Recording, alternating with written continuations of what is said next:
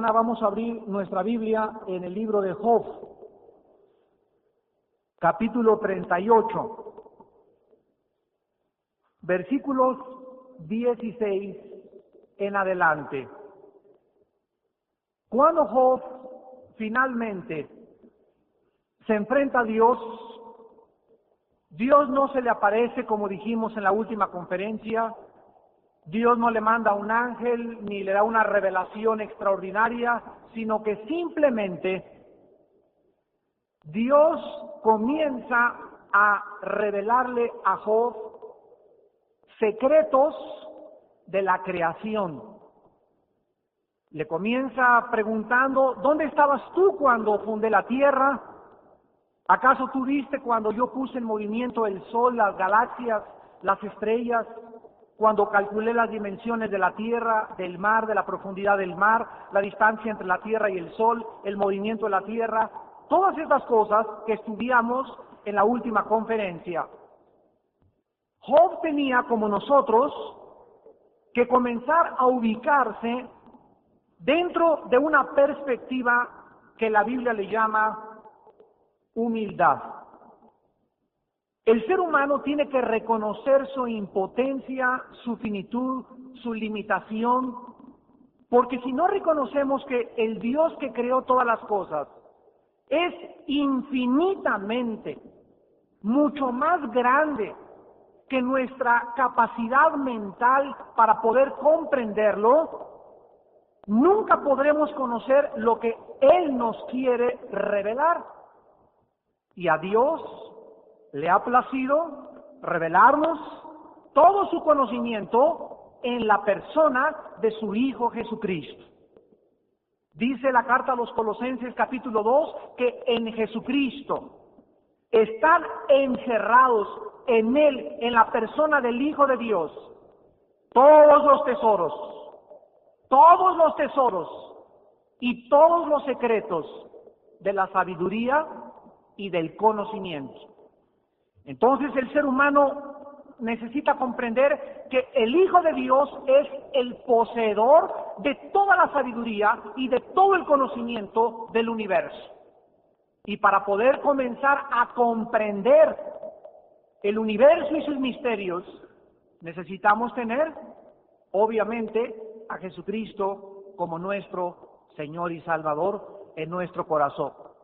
Porque si no tienes a Jesucristo, por medio de tu propia capacidad mental, nunca podrías trascender aquello que va mucho más lejos, repito, de tu capacidad intelectual y de tu capacidad de razonamiento. La razón y la mente humana tienen un límite. Nadie puede pasar ese límite. Y las personas que quieren atravesar el límite de la razón, de lo que es incomprensible a través de los 5 sentidos, la historia nos da testimonio que se vuelven locos, acaban locos. Le dice Pablo a Timoteo: el que no se conforma a las sanas palabras de Jesucristo, ¿verdad?, está demente, delira acerca de cuestiones y contiendas de las cuales nacen envidias, disputas de hombres reprobos en cuanto a la fe, corruptos de entendimiento. Y esta es la razón por la cual prendes el radio y escuchas barbaridades del universo, barbaridades de Dios, porque cualquier concepto que cualquier ser humano quiera exponer a la gente que no tenga su base en la Biblia son filosofías, meras especulaciones, teorías, hipótesis, razonamientos de hombres que no saben lo que están diciendo, que se corrompen, dice Judas 10, como animales irracionales. Dios ahora comienza a preguntarle a Job acerca de otros misterios de la creación, el mar. Dice el versículo 16: ¿has entrado tú hasta las fuentes del mar y has andado escudriñando el abismo? Como nosotros a todas estas preguntas la respuesta sería no. Entonces, si no comprendemos lo que vemos, si no comprendemos lo que nos rodea, si la misma ciencia no ha podido con los microscopios electrónicos llegar a percibir todas las ramificaciones del sistema nervioso que aún permanecen ocultas a los microscopios electrónicos. Si los ginecólogos no pueden todavía entender cómo se forma un ser humano en el vientre de una mujer, cómo se forman los huesos, cómo se va formando el cerebrito, el corazón, la piel, la sangre, nadie sabe eso. Tomamos ultrasonido de una mujer embarazada y vemos que ya apareció esto y ya apareció aquello, pero nadie explica cómo de un esperma pueda formarse las maravillas tan perfectas de los dedos, las uñas, el pelo, los ojos, los oídos, la sangre, la piel. Nadie explica cómo pueda salir del vientre de una madre un cuerpo pensante, con contacto al universo, que comienza a buscar la razón desde que nace. ¿Por qué estoy aquí? Tiene que haber una causa fuera de mí. Este universo tiene que tener una razón de su existencia. Dios nos pone todo para que con la mente que Él nos diseñó en el vientre de nuestra madre, podamos buscarle. Le dijo Pablo a los filósofos en Atenas que Dios está más cerca de nosotros al grado que lo podíamos palpar. Dios está aquí, lo podemos palpar a Dios, pero el ser humano no busca a Dios, por lo cual Dios no puede revelarse a tu vida. ¿Quién podría de nosotros decir qué cosa es la profundidad de los 11,000 metros que alcanza la profundidad del mar en su nivel más profundo? ¿Quién ha descendido? ¿Qué ser humano ha descendido a las profundidades, a los 11,000 metros, que en el Océano Pacífico se encuentra el punto más hondo del mar? Ningún ser humano conoce. Hemos mandado sondas, hemos mandado submarinos, pero no han llegado más de los 5, 6,000, 7,000 metros. Ahora bien, si ni siquiera conocemos cómo es realmente el fondo del mar y los miles de seres que no conocemos todavía del mar, le dice Dios a Job: ¿has andado y escudriñado el abismo? Si no tuviéramos la Biblia, ni siquiera los científicos sabrían que existe un lugar invisible que se le llama la prisión de Almoloya de los demonios. Si no tuviéramos la Biblia, alguien podría preguntar, pero ni siquiera sé qué cosa es el abismo. Y la Biblia dice que existen lugares aparte del infierno que se llaman prisiones de oscuridad. En el infierno no está el diablo. ¿Sabían ustedes eso, verdad? El diablo anda todos los días todavía suelto y coleando. En el infierno no están los demonios. En el infierno están los seres humanos que mientras vivieron rechazaron la gracia, el perdón de sus pecados mediante el sacrificio de Cristo y escogieron en vida descender al sepulcro sin el perdón de sus pecados. Esos son los que están en el infierno. Pero el abismo, cuando a Jesucristo se le acercaron los discípulos y le dijeron que había un endemoniado que tenía más de 6,000 demonios, seres espirituales malignos que buscan nuestra destrucción, los demonios le pidieron a Cristo, en el Evangelio según San Lucas, que no los mandara al abismo. Y el abismo, en el libro de Apocalipsis, se nos revela, son los dos libros del Nuevo Testamento, Lucas y Apocalipsis. Del abismo va a surgir el espíritu del anticristo. En el abismo se encuentran los demonios, los ángeles caídos más peligrosos y perversos y dañinos que puedan haber existido durante toda la creación de Dios. En Apocalipsis 9 dice la Biblia que en la quinta trompeta se va a abrir el abismo y van a salir como langostas miles de demonios que se van a hacer visibles a la humanidad. Y cuando los humanos vean esos seres horripilantes, van a ser perversiones genéticas. Van a tener pelo de mujer, caras de leones, dientes de leones, colas como escorpiones, monstruos que la imaginación ni de Steven Spielberg, ni de Alfred Hitchcock, ni de Stephen King se podrían haber imaginado. Seres monstruosos que se van a meter a las casas, van a atormentar a los seres humanos, los van a picar y los seres humanos no se van a poder morir durante 6 meses del dolor. Las cosas horrorosas que vienen sobre este mundo solamente se pueden describir en el libro de Apocalipsis. Lo que estamos viendo ahorita no es nada comparado con lo que el mundo va a enfrentar en los próximos años. Dice la Biblia que del abismo va a surgir un ángel que va a entrar a una persona, a un ser humano como tú y yo, de carne y hueso, llamado el Anticristo. Y este demonio que sale del abismo se le va a meter al Anticristo, y es el mismo demonio, el mismo espíritu que tuvo Adolfo Hitler. Va a ser el mismo espíritu que tuvo Antíoco Epífanes. Va a ser el mismo espíritu que tuvo Judas. Ese espíritu está vivo. El espíritu, cuando se murió Hitler, el espíritu que lo controlaba, comenzó a seguir en el mundo. Y dice la Biblia que descendió al abismo después y sale del abismo y entra al abismo. Y cuando venga el Anticristo, va a salir del abismo y va a entrar en el Anticristo, lo va a poseer para comenzar a guiar a todas las naciones a la batalla del Armagedón. Le dice Dios a Job en el versículo 17, te han sido descubiertas las puertas de la muerte. Damas y caballeros, ¿quién conoce? ¿Quién conoce? Cientos de programas de televisión discutiendo qué es la muerte. ¿Qué hay después de la muerte? ¿Hay vida después de la vida? Conocemos cientos de relatos de personas que nos han contado que han visto un túnel, que han visto una luz. Unos sintieron algo que los atraía y hasta ahí llega lo que las personas han sentido. No pueden contar más porque no se murieron. O sea, estuvieron en estado cataléptico o estuvieron en estado desconectado de su espíritu. Dios les permitió estas experiencias y regresaron al cuerpo. Pero fuera de la Biblia, nadie sabe qué es la muerte. ¿Quién sabe con seguridad qué se encuentra más allá de la tumba? Nosotros sabemos en Apocalipsis capítulo 7 qué cosa nos espera a los cristianos después de la muerte.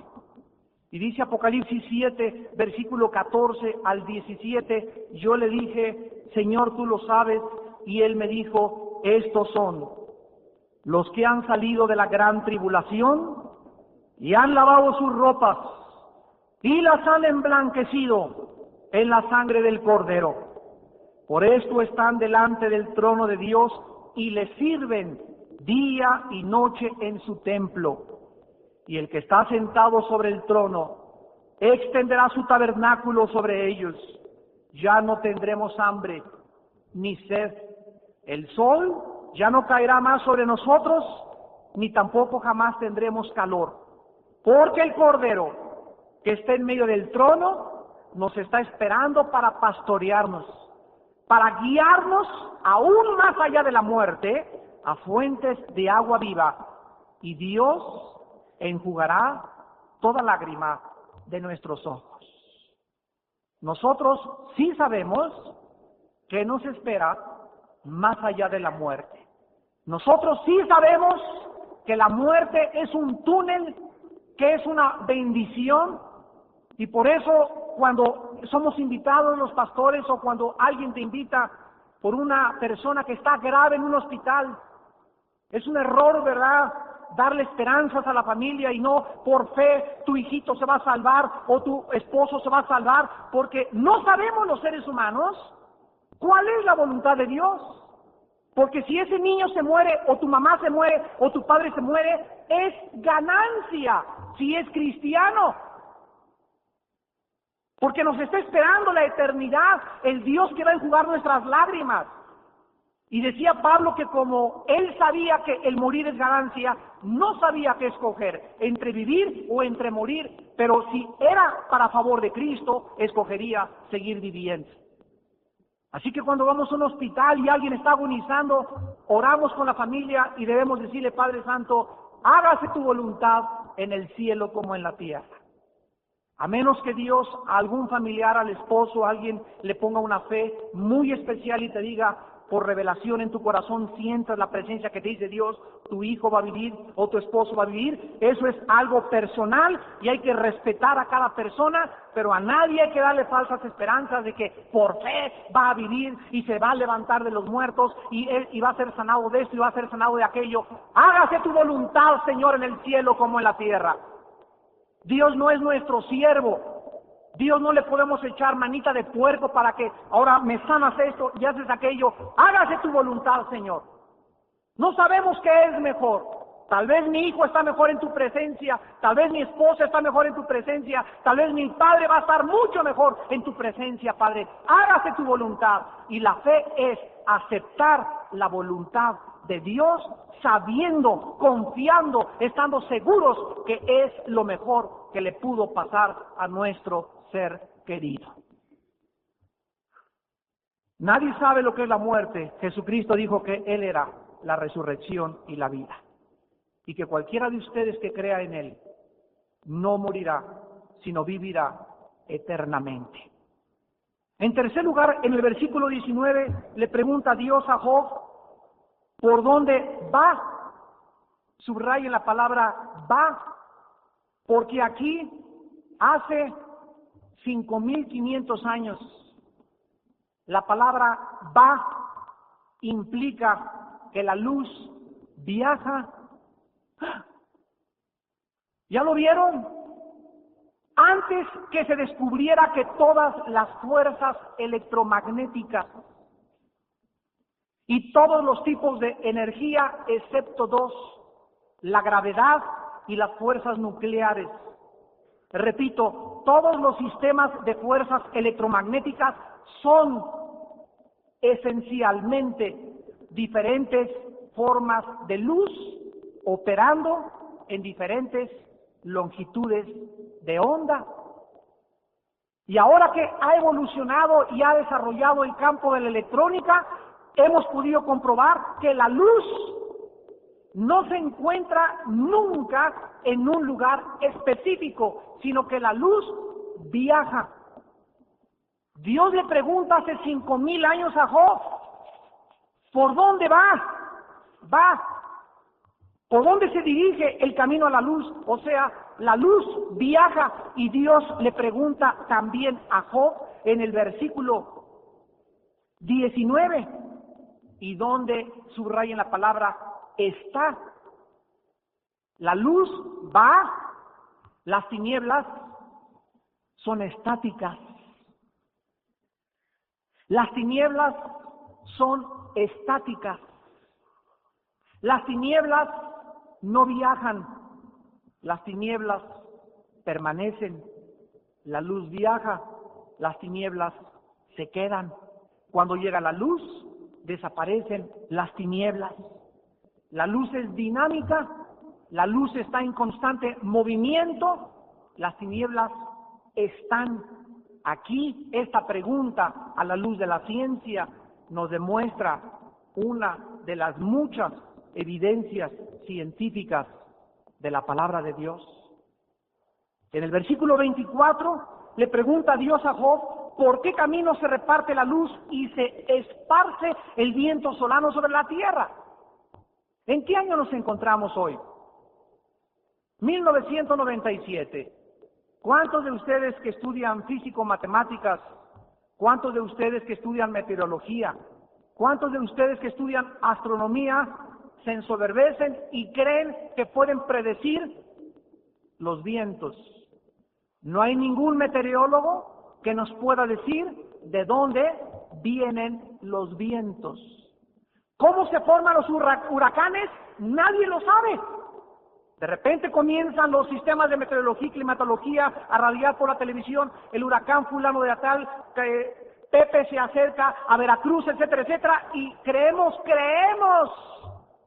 que se dirige a Acapulco, pero al otro día no. Algo lo desvió y va hacia Manzanillo o Mazatlán.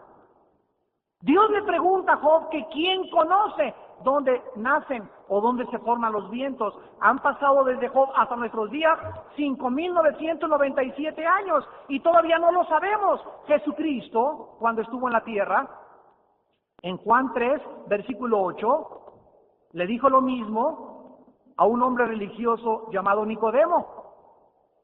El nacimiento del Espíritu es como el viento.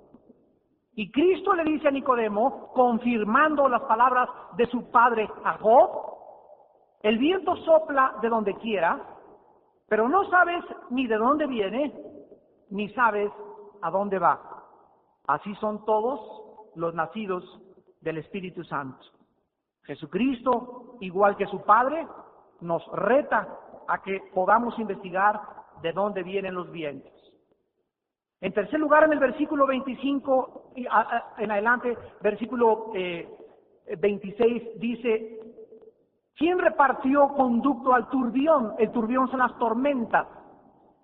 Y camino a los relámpagos y a los truenos, haciendo llover sobre la tierra deshabitada, sobre el desierto donde no hay hombre, para saciar la tierra desierta e inculta, para hacer brotar la tierra hierba.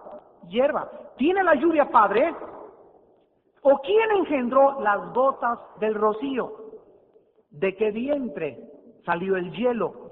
¿Y la escarcha del cielo, quién la engendró? Las aguas se endurecen a manera de piedra y se congela la faz del abismo. Aquí encontramos la lluvia, los relámpagos y el granizo. ¿Cuánto sabemos nosotros acerca de los propósitos de Dios para la lluvia? ¿Quién sabe por qué llueve? Bueno, un científico te dice, es que sin la lluvia, sin el ciclo meteorológico de la condensación y la vaporización, no sería posible la vida vegetal, no sería posible la vida animal, no sería posible la vida biológica o la vida física o humana.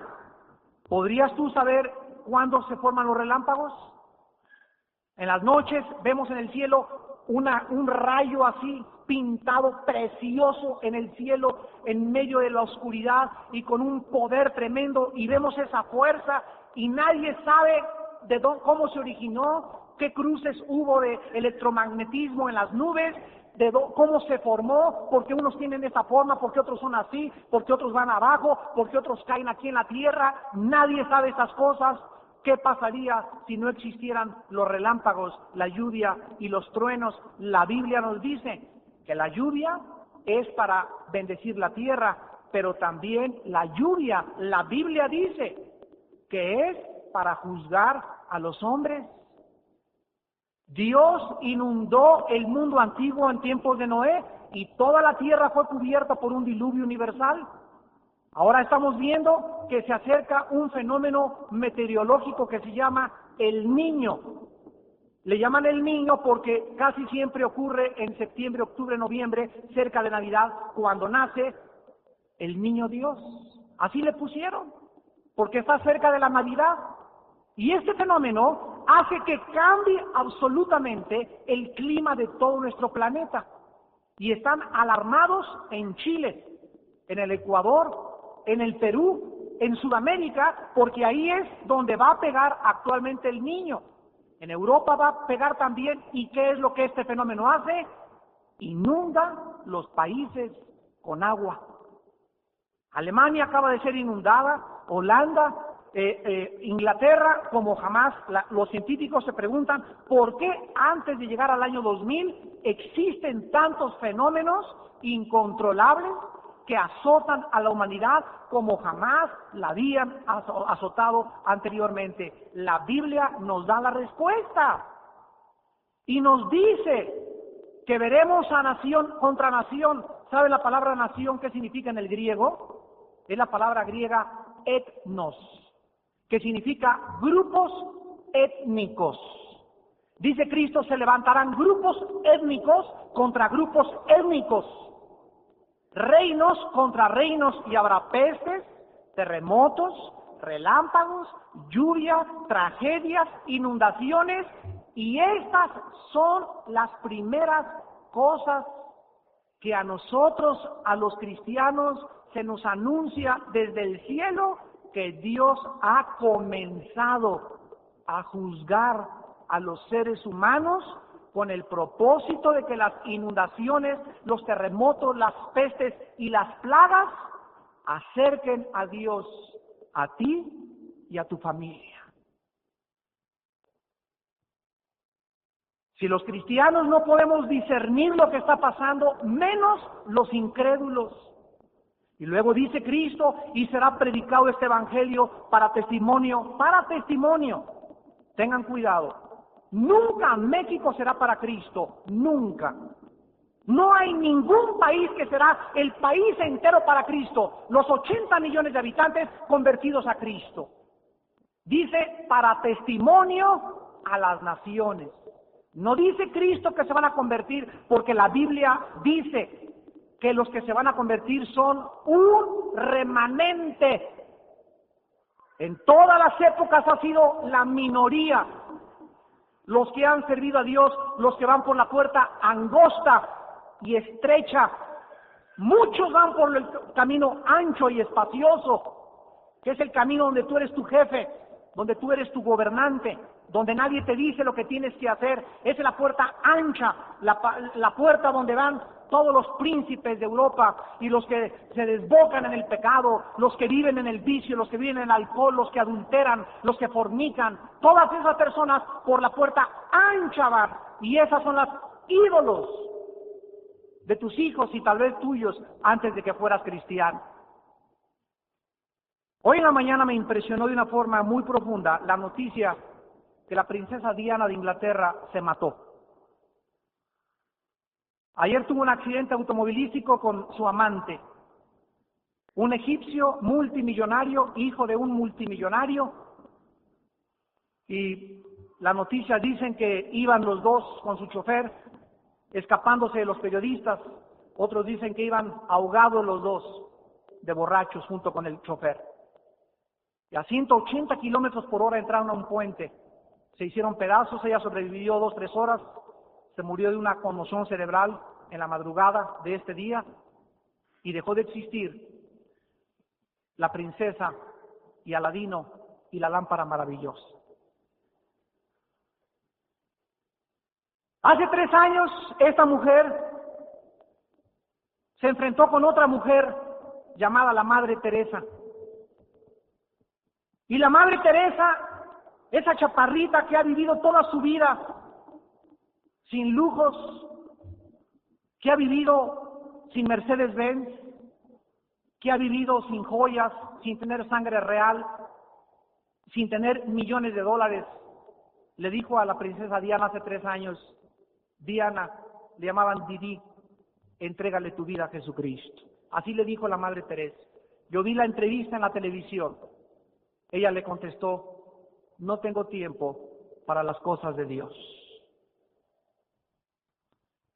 Ahora vemos que todas las mujeres quisieran ser como Lady Di, como la princesa Diana, una mujer multimillonaria, joven, con hijos, divorciada, que creyó que podía y tenía toda la vida por delante, cuando no sabes que la Biblia nos dice, hoy es el día de la salvación, cuando oigas su voz no te endurezcas, tienes que morir.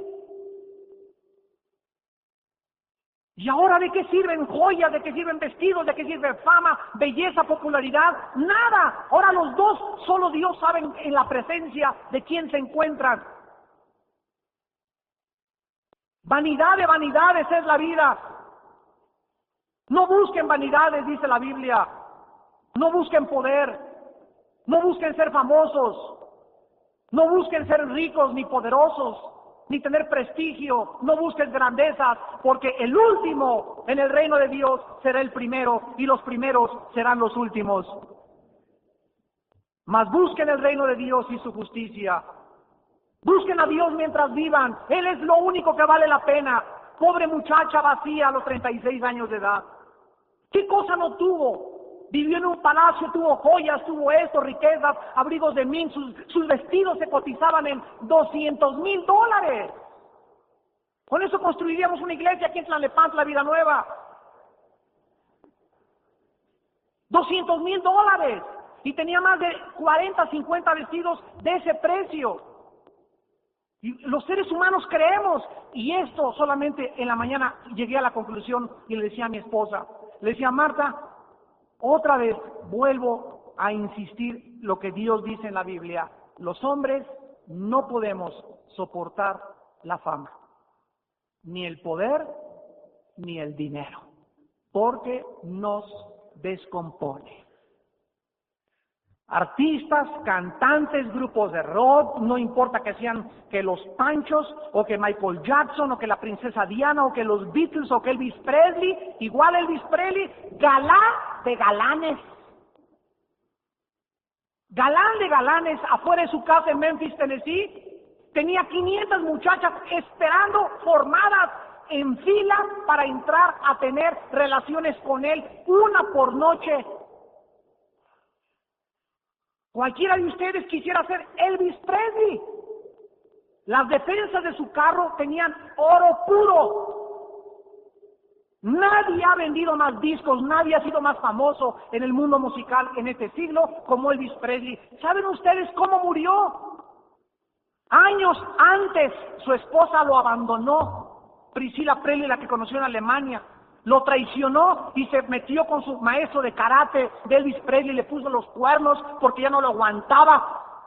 Comenzó él a tomar drogas y drogas y drogas y drogas. Sus últimos shows de Las Vegas, era un hombre desquiciado, ya no podía ni hablar, tenía embrutecido el entendimiento, se puso gordo como cochino y murió con la cabeza en la sopa, en el plato de la sopa, lleno de drogas por una sobredosis. Y 3 días antes de morir le dijo a Rex Humbard, un predicador muy famoso que anduvo detrás de él para que aceptara a Jesucristo: Elvis, arrepiéntete, solo Cristo vale la pena vivir. Y él dijo: no tengo tiempo, igual que la princesa Diana, no tengo tiempo para Dios.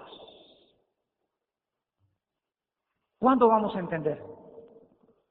¿Cuándo vamos a entender que fuimos creados para Él? Y que tú puedes ser famoso, sí, pero con Cristo.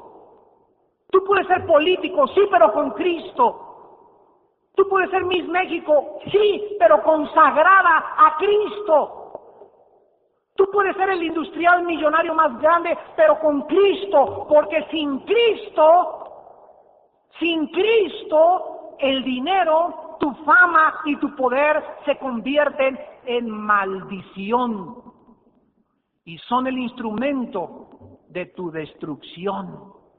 La historia está plagada de miles de ejemplos.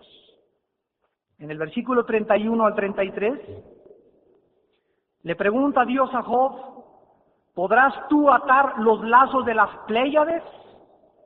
¿Desatarás las ligaduras de Orión? ¿Sacarás tú a su tiempo las constelaciones de los cielos o guiarás a la osa mayor con sus hijos? ¿Supiste tú las ordenanzas de los cielos? ¿Dispondrás tú de su potestad en la tierra? Ustedes saben que las Pléyades es el nombre que se le da a un conjunto de estrellas en el cielo, Orión y la osa mayor.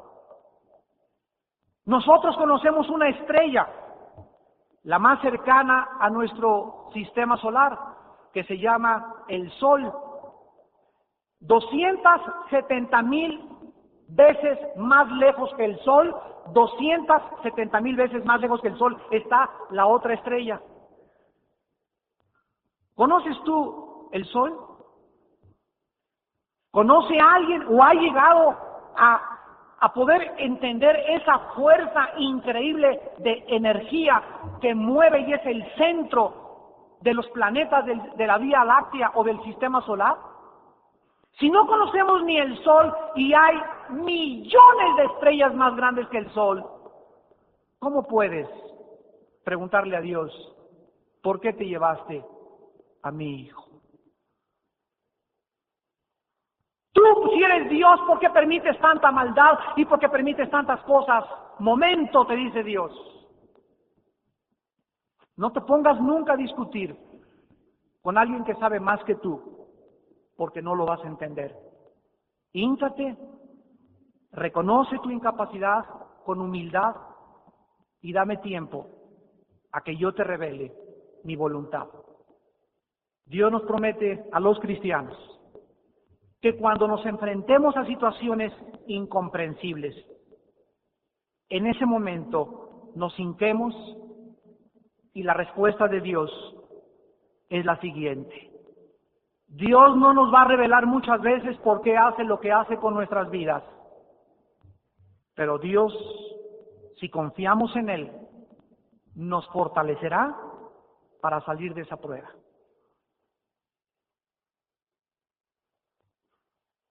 No necesitas explicaciones intelectuales ni teológicas. Híncate delante de Él y dile: hágase tu voluntad, en el cielo como en la tierra. Cuando el Padre le dio al Hijo la copa en el huerto de Getsemaní, el Hijo dijo: Señor, si es posible, aparta de mí esta copa, mas no se haga mi voluntad, sino tu voluntad. Esto se llama sumisión, esto se llama consagración, esto se llama humildad. Padre Santo, si es posible, llévate al chupacabras que tengo de esposo. Padre, si es posible, líbrame de Brujilda, mi esposa. Padre, si es posible, a mi padre que abandonó a mi madre, que le vaya como en feria y que se vaya al Teposteco y que se caiga de cabeza desde allá arriba. Padre, si es posible, pero nunca nosotros buscamos forzar a Dios, sino siempre acabamos: Padre Santo, mas no se haga mi voluntad, ayúdame a soportar a mi esposo. Señor, no se haga mi voluntad, es mi esposa, ayúdame a soportarla. Si ella se va, que se va, o el que se vaya, pero yo aquí me quedo firme. Padre, gracias por mis padres que son incomprensivos, son injustos, pero son mis padres. Hágase tu voluntad, porque en medio de esto me estás enseñando algo. Esa es la fe. Creer que Dios nos ayuda y que todas las cosas contribuyen para nuestro bien. Esa es la fe. Creer que las cosas que nos suceden son para nuestro bien. Y aceptamos su voluntad, porque no somos dioses. No podemos luchar contra Él. Y es cuando tenemos una paz que sobrepasa nuestra capacidad de comprensión, pero es lo que nos sostiene, la paz de Dios que sobrepasa todo entendimiento. Finalmente le dice en el capítulo 38, versículo 36 al 38, ¿quién puso la sabiduría en el corazón? ¿Quién le dio al espíritu inteligencia? ¿Quién puso por cuenta los cielos con sabiduría y los odres en los cielos? ¿Quién los hace inclinar? Cuando el polvo se ha convertido en dureza y los terrones se han pegado unos con otros. Pregunta: ¿quién le dio a Alberto Einstein la capacidad de descubrir la teoría E igual a mc al cuadrado de la energía, de donde después pudo comprobar que es algo relativo, las fuerzas que nos rodean en el universo? ¿Quién le dio a Tchaikovsky la inspiración de sus valses?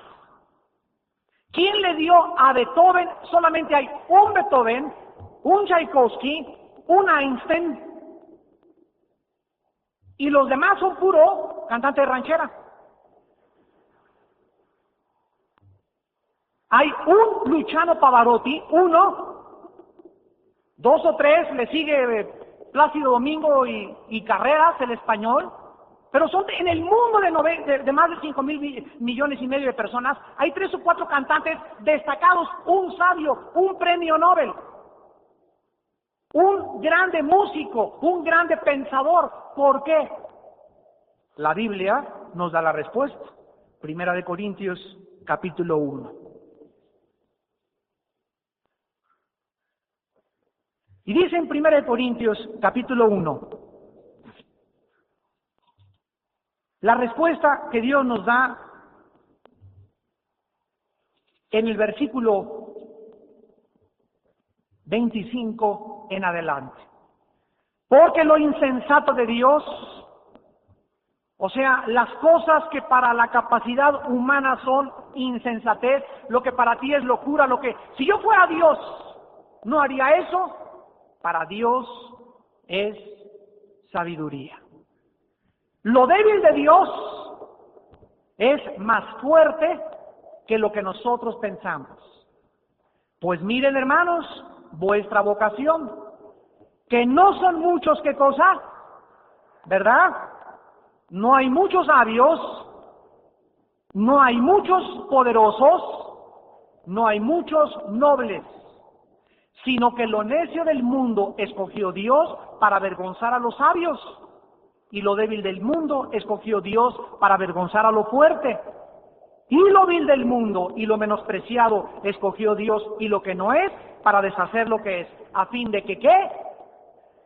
Con el propósito, con la razón sabia de Dios, de que nadie se enorgullezca por ser inteligente.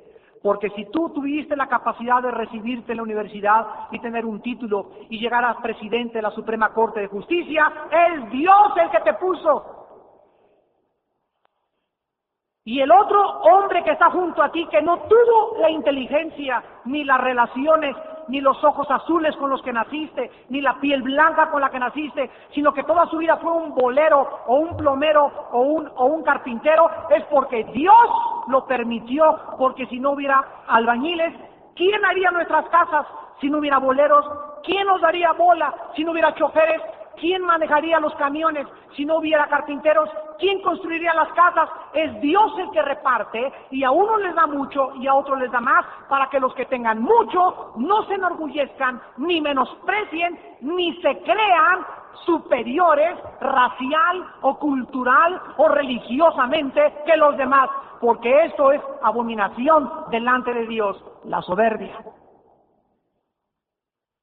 Aquí en la iglesia no hay ricos, no hay pobres, aquí todos sirven, unos son prietitos, otros son blancos, unos tienen dinero, otros no tienen dinero, otros no tienen al grado que ni para comer, que les damos permiso de vender allá afuera para que lleven a su casa a comer. Y si tú tienes y te bendijo Dios, cómprale la olla de tamales a la hermana, cómprale la canasta de empanadas. ¿Qué te cuesta por lo que siembras entre los pobres? Tu Creador te lo recompensará. Lo que sembramos siempre recogemos. Y hay muchos que no tienen, que necesitan, y hay otros que les sobra. Dios les da a los que les sobra, dice 2 Corintios 9, para que en la abundancia que Dios te ha dado, repartas. Repartas. Si esta mujer Diana de Inglaterra hubiera repartido la mitad de su fortuna en Biblias, o en construir un seminario en México, o en construir o comprar lo que necesitamos, sonido, de cámaras, etcétera, etcétera. Imagínense la bendición que hubiera habido, pero sin embargo mucha gente se muere y desciende al sepulcro con sus talentos debajo de su colchón por avariciosos.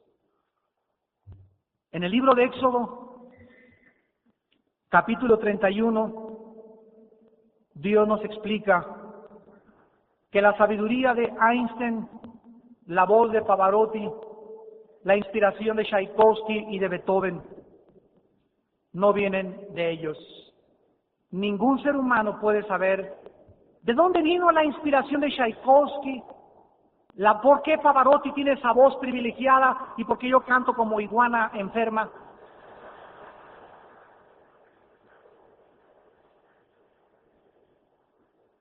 Porque hay un privilegiado en la guitarra que se llama Andrés Segovia, y hay otro que nomás toca chuntanta en la guitarra.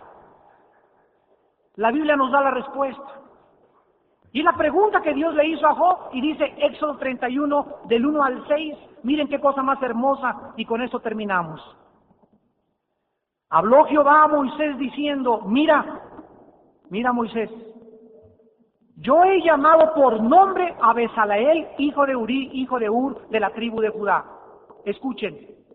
Y lo he llenado del Espíritu de Dios en sabiduría y en inteligencia para que sea predicador. ¿Eso dice?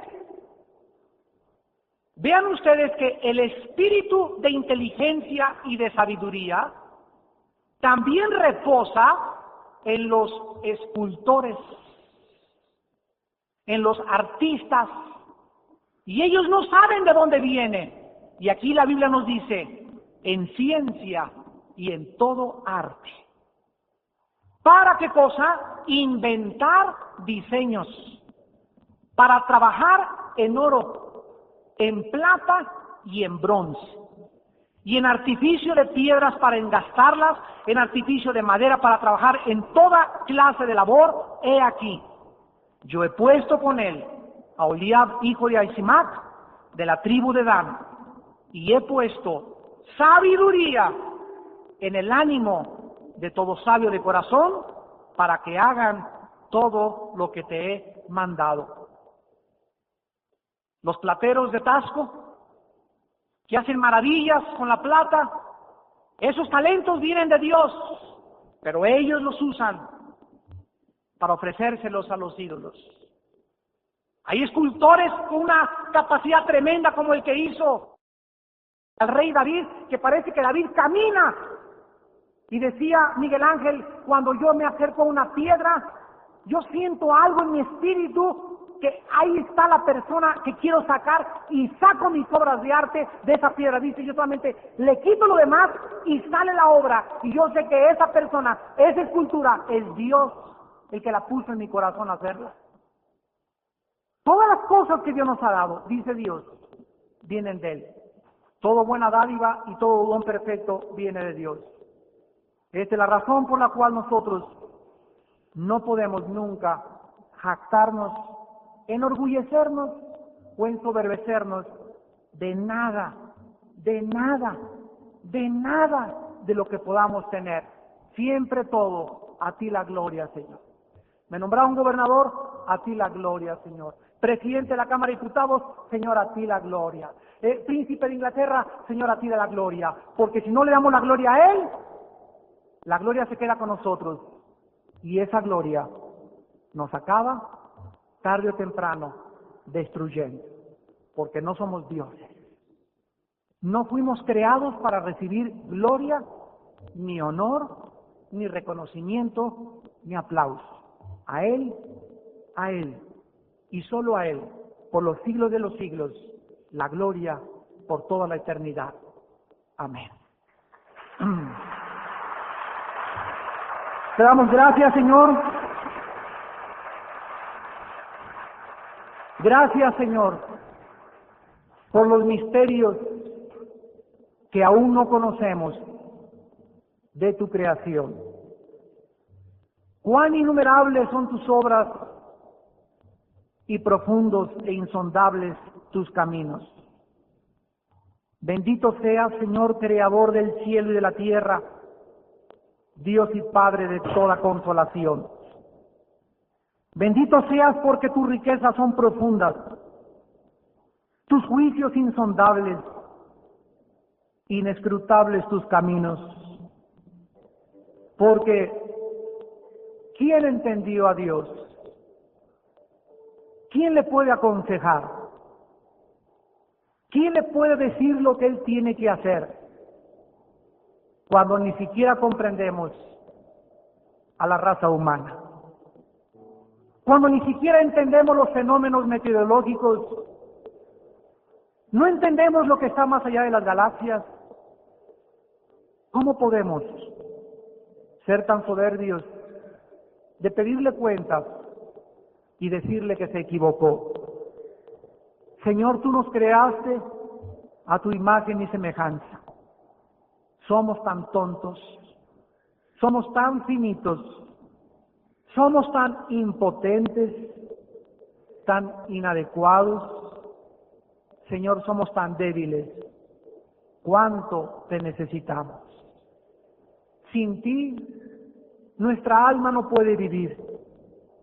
Como el ciervo brama por las corrientes de las aguas, así clama nuestra alma, oh Dios, porque fuera de ti no hay riquezas, ni fama, ni poder, ni sangre azul, porque todo lo que alcanzáramos en la vida, sin ti, no tiene propósito.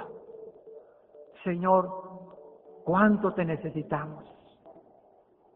En tu presencia hay plenitud de gozo. En tu presencia hay paz. En tu presencia, solo en tu presencia, tenemos descanso. Vengan a mí, dijo Jesús. Vengan en esta mañana muchos de ustedes a Cristo. que Él los hará descansar. Él es el único que puede revelarte las razones de lo que sucede en tu vida, de lo que sucedió en tu pasado y de las cosas que tiene para tu futuro, si tan solo confías en Él. Vengan a Cristo. Muchos de ustedes esta mañana arrepiéntanse de sus pecados, arrepiéntanse de su vana manera de vivir. Aprendamos de las cosas que pasan en el mundo en este siglo. Aprendamos de tantos artistas, políticos, mafiosos, cómo acaban todos. No está ahí la vida. Es una mentira del diablo. No es en los placeres donde está la felicidad. No es en la realeza. No es en los viajes. No es en el dinero. Es en Cristo, el Hijo de Dios, que abrió sus manos, que vivió humildemente, que caminaba casi descalzo, para decirnos que ahí está la felicidad, en tener comunión con su Padre. Fuimos creados para Él, y por Él y para Él son todas las cosas, y separados de Él, nunca nada podremos hacer. Ven a Jesús. Ven a Jesús en esta mañana, cuando tu corazón ha sido preparado por el Espíritu Santo. Muchos de ustedes que no tienen a Cristo, que han vivido de filosofía en filosofía, han andado de discoteca en discoteca, de cigarro en cigarro, de botella en botella, de mujer en mujer, de teatro en teatro, de país en país, buscando. La Biblia dice, volverás a tener sed. Pero si tú bebes del agua que de la vida, que Cristo te dará dentro de ti, se convertirá tu vida en una fuente de agua que salte para vida eterna. Ven a Cristo y experimenta el perdón de tus pecados. Ahí desde tu lugar, dile al Señor con todo tu corazón estas palabras. Señor mío y Dios mío, he vivido vanamente. Mi vida ha sido tan vacía. No he tenido paz. No conozco la paz. Te pido perdón por mis pecados. Te arrepiento por todas las cosas que he hecho contra ti. Me arrepiento con mi corazón y te pido que me laves con la sangre de Jesucristo. Porque creo que Él abrió sus brazos en la cruz y pagó por mis pecados con su sangre y que ahora Él vive resucitado. Dulce Señor Jesús, que vives ahorita a la diestra de tu Padre para interceder y pedir por mí, mientras te alcanzo al cielo cuando vengas por mí. Entra a mi vida, Señor Jesucristo, en este momento. Te recibo como Señor y como Salvador. Dale propósito a mi vida. Satisface los anhelos más profundos de mi alma y dame tu paz, tu perdón y la vida eterna en Cristo Jesús.